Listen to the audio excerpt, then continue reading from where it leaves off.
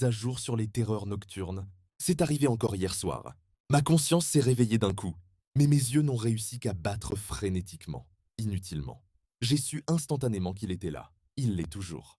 Le vieil homme pâle était suspendu à quelques centimètres de mon visage, sa peau comme du parchemin tendu sur les os. Ses yeux étaient des vides jaunes enfoncés qui ne me regardaient à des pas, mais dans un centre exposé et terrifié de mon être. J'étais pétrifié. Cette affreuse et suffocante horreur a figé chaque nerf. J'étais prisonnier de ma propre peau, pleinement éveillé et totalement impuissant. Ma poitrine s'est serrée, ma respiration est devenue erratique, s'accélérant en un halètement paniqué. Bouge, crie, criait mon esprit, mais le son désespéré s'est coincé dans ma gorge. Rien n'est sorti. C'était comme si l'homme était un aspirateur, se nourrissant du son lui-même, consommant l'énergie de ma terreur avant qu'elle ne puisse être libérée.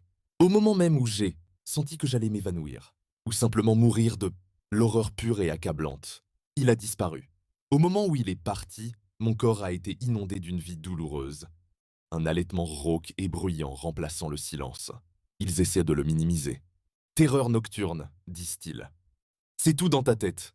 Je peux voir le jugement, la pitié, la certitude que je perds la tête. Et j'ai pensé que c'était peut-être le cas, jusqu'à ce que je regarde. Je ne suis pas seul. J'ai trouvé de multiples témoignages. Des histoires qui reflètent exactement la mienne. Des gens qui se réveillent avec cet homme planant au-dessus d'eux, paralysé, incapable de crier, pour qu'il disparaisse ensuite. Internet lui a donné un nom, Mr. Night Knight. Mais les fils sont froidement cohérents. Beaucoup de ceux qui ont posté sur le fait de voir Mr. Night Knight ont par la suite disparu ou se sont volatilisés, sans laisser de traces. Je n'arrive pas à me débarrasser de la paranoïa. Je le vois de plus en plus souvent pendant la journée, dans la périphérie, dans le reflet du verre. Et à chaque fois, il semble plus proche. Qui est-il? Qu'est-ce qu'il est? Et que veut-il de moi?